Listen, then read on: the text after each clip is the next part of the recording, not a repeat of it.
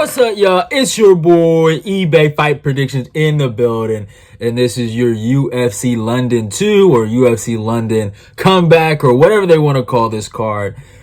Full card predictions video in the building. But yeah, man, a really good card here, man. I really love this card. But before we talk about the card, though, you already know what you got to do. Subscribe, like, comment, and share the video. Let's get this eBay Fight Prediction Nation growing. Also, if you have not followed me on Twitter, do that immediately. The link will be down below in the description box. And if you have not followed me on IG, also do that.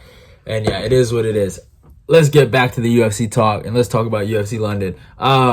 This card is a phenomenal card. I swear to God, I give him one thing. I'll talk about it later, but when I do like my top 5 mid-year, it's going to be pay-per-views. But even if I added events to the thing, I don't think UFC London was that crazy. I know a lot of people love that first card of this year, and it was a great card. It was a great, phenomenal card, but I think it's a little overrated in my opinion. But it is what it is. But I felt like they even stacked it. They even did better with the second one just on paper, because this card is fucking bananas, bro. I think this is way better than that other one. Even though the other one was great, it had Ilia Topuria. When you have Ilia Topuria, it's a great card. But besides that, let's talk about the curtain jerker of the night. Ludwig Klein versus Mason Jones. This is a good fight. I like this fight a lot. I think they just made this recently, actually. I like Ludwig Klein. You know, when he first came in the book, the Shane Young victory, killed the guy with the like a 1-2 head kick. Something crazy, I remember. And then he showed his true colors against Mike Trezone, who's also coming off a loss recently. 2 losses, by the way. Then lost in 8 landwear and got fucking humiliated in there, like grappling. Everything I saw from Ludwig was bad. It was bad. But I don't know if he's a bust or what. But he came back and he got a victory. So he's 2-2 in his UFC fights. He beat Devontae Smith, who also had some hype back in the day when he was like on a crazy 3-fight win streak, knocked out Julian Rosa, stuff like that. But I feel like Klein is a really good offensive striker, but he just cannot take damage. And I think he has good defense. He does have good defense, but he just has a hard time taking damage. Now, the thing with Mason Jones is also a good offensive striker, but he doesn't know how to spell defense, and he takes a lot of punishment. But what I like about his game now is that he's implementing more wrestling in his fights. In his fight against David Onama, right? Oh my God, that was beautiful what he did in there. I think I saw that fight on my live stream. I think I actually watched that on there. I'm not sure, but yeah, man, I loved how he went for those takedowns. I was more impressed with his takedown entries over Onama than his striking. He went toe-to-toe with Mike Davis, and Mike Davis has great striking, and Mike hasn't fought in like a year and 5 months, so shame on Mike Davis. But besides that, Mason Jones is really good. I like this kid. Obviously, the defense needs work, but he's adding the wrestling, and I think that this will be a big part in the Ludwig Klein fight. I know Ludwig went for some takedowns against Trezone, but I think Mason Jones is just more durable. I think he can stand in the pocket just as long as Ludwig, and probably can stay there longer. And I think he has the element of surprise. He has the takedown. He has the grappling. So I'm going to take Mason Jones by decision here. I could see a finish, but yeah, Mason Jones I like this kid a lot. He has a lot of potential. He just has to clean up the defense, and he can really go far. I honestly believe that. Yeah, next fight, Nicolas Dalby versus Claudio Silva, man. Oh, man, Claudio Silva, the last guy to beat Leon. Or not the last guy to beat Leon. One of the guys to beat Leon, I'm pretty sure. Yeah. I'm going to take Dalby here. I know he's not young. His damn 30. He's fucking 7. That's crazy. He's that old. Oh, my God. I know he's coming off a loss to Tim Means. But, he has decent wrestling. He has decent grappling. And I think if he can just keep the fight standing, he should win this fight. You know, he has the reach advantage. Yeah, everyone's going with Dalby. Claudio Silva coming off that loss to Court McGee just was a bad look. And, you know, he has really good jiu-jitsu, but he's 39 years old. He's at welterweight too. It's not one of those weight classes at heavyweight where he could last a little long. You can't do this at this weight class. Eventually, you're gonna fall. And I'm gonna take Dalby by decision. I could see a knockout, but I'm gonna take him by decision here over Claudio Silva. Next fight, Mandy Böhm versus Victoria Leonardo. I'll always remember Victoria Leonardo, man. She ended the Chelsea Hackett, right? Is that her name? Yeah, Chelsea Hackett hype train on Contender Series. I'll never forget her for that. Mandy Böhm is really interesting. She looked really good on tape versus Irene Lipski, and I really took a real chance with this girl picking against her. I was really like, man, I looked at the tape and I was like, man, she kind of looks like she'll probably beat Irene, and Irene fought really beautifully. I just felt like Mandy just couldn't take the damage properly, and it was just, I felt like the momentum of the fight was just going against her. I didn't think she did bad. Irene just fought a little better. I think Victoria Leonardo is a step down in athleticism and competition. Irene Lipski is somewhat of a prospect that people looked at. Victoria Leonardo was never a prospect. She was more of a prospect killer than anything. But I think Mandy Böhm should win this fight by decision. I think she could get a knockout. Victoria Leonardo has been finished before. She's been knocked out in her last two. That is crazy. Or not knocked out, she's been finished, my bad. That is wild. And then Erin Blanchfield knocked her ass out too. That's crazy. Yeah, I'm gonna take Böhm by decision here. I just think that she'll be more active with the jab and all that, and yeah, she'll outwork her. She just has to kind of like keep her hands up sometimes. She was getting hit a lot by Lipski, but her movement and everything seemed well. Like, she looks like she just is missing some like few like fight IQ fundamentals, like just, you know, stick to the basics sometimes. But yeah, I'm rocking with Mandy Böhm here over Victoria Leonardo. Next for Jai Herbert versus Kyle Nelson. Man, Jai Herbert, I really like this kid Jai, and I think this is a phenomenal matchup for him actually. Jai, he gave Ilia Topuria one hell of a fight. Obviously, he's coming back a little too soon from a knockout like that, but man, did he go to war with him. It was a great fucking scrap. And Jai is just one of those strikers that he's, again, like Ludovic Klein, he's so good offensively, and he's not bad defensively. He just kind of can't take a punch. And it kind of sucks, man. He is good. Jai is wicked, bro. He's fast. He's slick. And he's a good fighter. He's a good fighter. Kyle Nelson he's also a decent fighter. He's a bit of a brute. You know, he likes to dirty box. He's more of a Muay Thai kind of striker. He can grapple a little bit. He's kind of decent everywhere, just not special anywhere. And, I mean, look at his last fight. He kind of got dominated by a guy that's a little better than him at everything. And then Billy Quarantillo ended it with a fucking knockout. It's hard to say where Kyle Nelson's at. But I think he's taken some time off. It's been a year, 9 months. It's been a while back since that knockout. I feel like he should probably take it to the ground, honestly, but I think Jai might tune him up a little bit. I don't know. It's a hard fight to decide, but the reach is something that does, like, you know, it's something that I look at a lot. But I'm gonna say I'm gonna take Jai. I'm gonna take Jai by second round KO.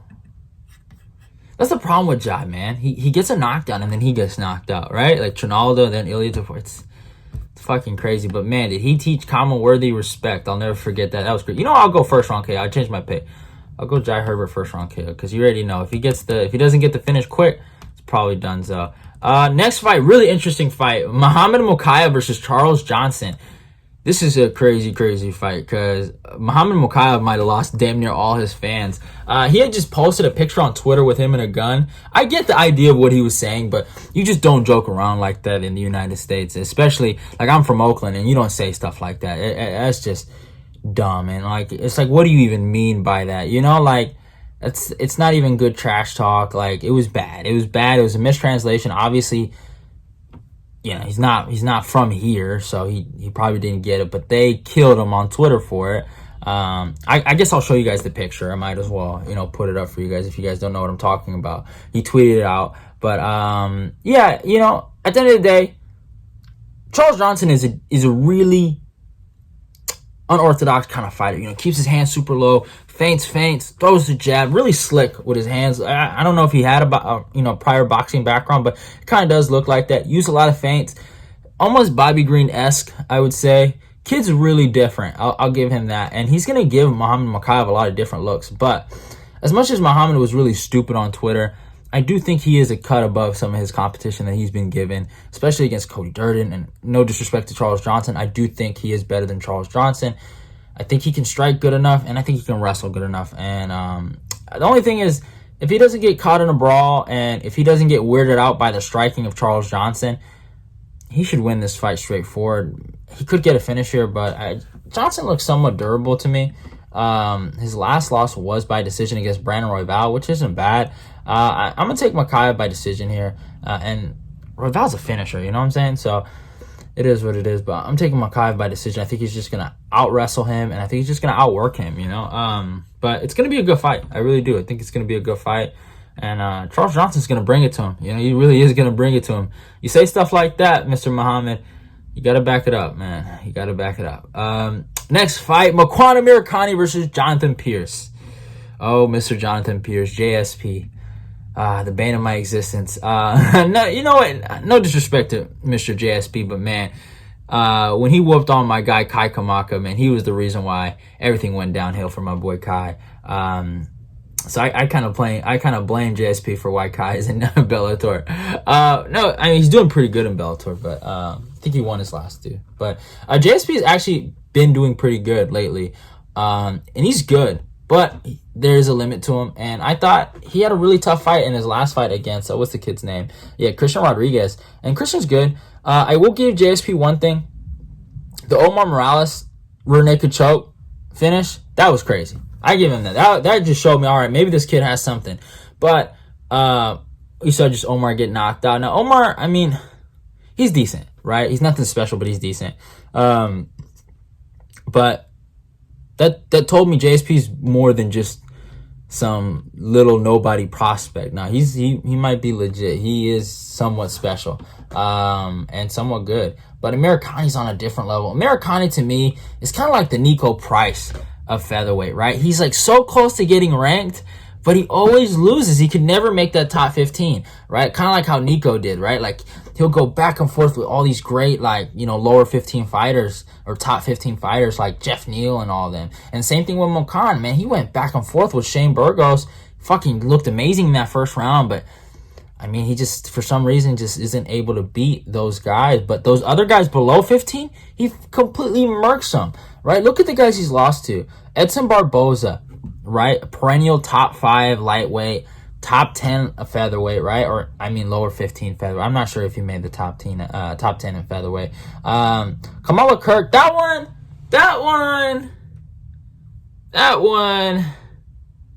I thought he won that, but it is what it is. So we're not going to talk about that one. Lauren Murphy is going to be he's special, all right? That kid is special. People talk about Arnold Allen. Murphy's actually special. So no shame in there. And then he completely destroys Mike Grundy. Finishes Mike Grundy. Something Mozart Evloev couldn't do. Like, so Amirkhani is obviously a special talent. He's a different kind of breed, right? And he doesn't lose to guys like JSP. No disrespect. And I just think Makwan's going to get either the ground and pound victory or just the first round sub like he always does, man. The guy is just the man. You got to go with Amirkhani here. It's going to be a great scrap, but yeah, I'm taking Makwan here. Next fight, Nathaniel Woods versus Charles Rosa. This is an interesting one. It's at featherweight. Nathaniel Wood hasn't competed in a very long time. Since his loss to Casey Kenny. That's a year and 8 months ago. I think it's the last time Khabib fought. I don't know. This is hard. Nathaniel Wood better be smart here. I could see Charles Rosa winning this. You know, Charles Rosa usually does this, right? He'll lose, win, right? Right now he's on a 2-fight losing streak, which means that he's really due for a win. But I don't want to follow that pattern. This is so weird. It's such a weird fight. Such a weird fight. Stats-wise, they're not that far apart. I mean, the reach is the same. 5'9", 5'6". It's not like Nathaniel is going to take him down. I don't know what Nathaniel's going to do. This seems like a weird stylistic matchup. Charles Rose is super tough, too. Oh, my God. I could be so... oh, man, I can't do it. I don't want to pick Charles Rose. Yo, I really don't want to pick Charles Rose. But there's something telling me that he shouldn't take this fight. It's a weird fight for him. Something telling me to take Charles Rose. I don't know what it is, y'all. I feel like the biggest retard in the world. I don't know why do I want to pick Charles Rose. I don't know. He's big, man. And Nathaniel's coming up to his weight class at 145. I know Rosa can't crack, but man, this is a bantamweight he's fighting. Oh my God. I'm gonna pick Nathaniel Wood by decision. If Charles Rosa knocks him out, don't ever talk to me. This is so stupid, bro. I completely forgot they made that matchup. Next fight, Marc Diakiese versus Damir Hadžović. Oh, really good scrap right here. I feel like both guys are pretty close to each other's levels. I just feel like Marc is just a little better in the striking. Obviously, I wasn't really too happy about how Marc fought my boy Porchev, but it is what it is. He did what he had to do, and he fought, I mean, kind of smart. He did the right thing. You don't strike with someone that's better at that. You know, I remember Barella or whatever his name is from the co-main on RDA versus Fiziev. He was like, I'm the fight nerd. You know, I knew Armin Petrosyan was the better striker, and I think Marc Diakiese knew that Borja was the better striker, so he did the right thing. I think in this matchup, I think he actually matches up well with Damir in the stand-up. I don't know if he's going to get a knockout. He hasn't got a knockout in a very long time. I'm going to say Marc by decision here. He's pretty good at adding his takedowns now. You know, even that victory over Lando Venata, he was able to control Lando with the wrestling. He looked really good, man. His wrestling has gone really good, and he's become somewhat of a complete fighter ever since his debut and stuff like that in the UFC. He was more of a striker. Now he's actually just wrestling. And you got to respect his wrestling now, you know? So I'm going to take Diakiese by decision here over Damir Hadžović. He could actually take down Damir if he wanted to. But yeah. Next fight, Paul Craig versus Volkan Oezdemir. This is a good fight. I got a breakdown on this. I'm rocking with Volkan Oezdemir by, I think, did I say second round? Second round or third round TKO? I forgot what I said in the breakdown, but I think it was second. I'm going to say second. Second round TKO. Go check out the breakdown. It's coming out on Wednesday. But to just give a summary of it, Volkan has fought a different level of competition. I know Craig has a win over Magomed Ankalaev. I know, but I don't think it goes like that 10 out of 10 times, right? And I know Craig just beat Nikita Krylov, but he was dying. He was dying before he got the triangle. And Craig's on a really good run. Respect to him, but let's not forget he went to a draw with Shogun. And if you watch that fight, there's a debate maybe Shogun should have won that. But and it was too competitive. And that wasn't too long ago. That was like 2 years ago. So Paul Craig ain't that guy to me. Good on him for getting all these wins, but Volkan has pretty decent wrestling. Ever since the Daniel Cormier fight's gotten better. I know he got submitted by Anthony Smith, but if you actually watch that fight, he was taking Anthony Smith down. Smith just being the opportunistic kind of submission grappler he is, he caught Volkan lacking and got him. I know Volkan's just coming off 2 losses, and it looks like the chin isn't there like it used to be, but Craig ain't the one. Stop it. Volkan by second round TKO. No disrespect to Craig, by the way. Next fight, Molly McCann versus Hannah Goldy. Oh, man. Meatball. It's an interesting one. This is interesting. Hannah, you know, the thing with Molly, man, she's been taken down before. I mean, Laura, you know, fuck it, man. I'm taking Hannah Goldy here by decision. I think if she takes her down, she got her. You know, like, no disrespect to Molly McCann, but, you know, Ji-Yeon Kim and then fucking Luana Carolina, like, I know this, it was a crazy spinning back elbow, but I mean, she's annoying. I'm sorry. She's annoying, and yeah, I could do less of her, if I'm being honest. I'm taking Hannah Goldy here. I know there's different levels of competition and obvious experience gaps, but Goldy does have the grappling side, and we've seen McCann lose to grapplers, so I'm going to take Goldy here by decision. Next fight, Nikita Krylov versus Alexander Gustafsson. You know what? I'm going to keep it short. I'm rocking with my boy Gus here. I didn't actually do a breakdown on this. There's a part of me that's probably like, maybe Gus loses this, but if Gus can just keep this on the feet and outbox Krylov, he's fucking good. All right? He's good at that, you know? And he can do it, man. It depends on what kind of shape he comes in. I know some people like to call Gus overrated, but whatever you want to say, it is what it is. Gus has given us great fights. He's given us great scraps, great moments in the sport. Just a fun fighter in general. And I feel like he should be appreciated more. And I just think if he can just have a classic Gustafsson performance and just call it a day there, I'd be happy. I know he might want to go and try to get the title, but I don't know if he has that run in him. But it'd be nice. It would be probably one of the most feel-good stories of all time. And as a Gus fan, it'd make me happy. So I'm taking Gus here by maybe third round TKO.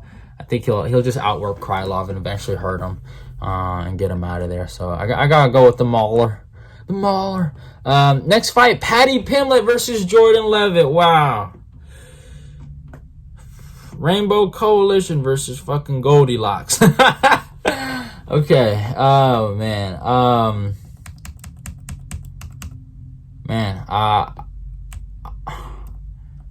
This is like devil versus devil for me, y'all. I try to be PG, man. I said PG eBay, but it is what it is, man.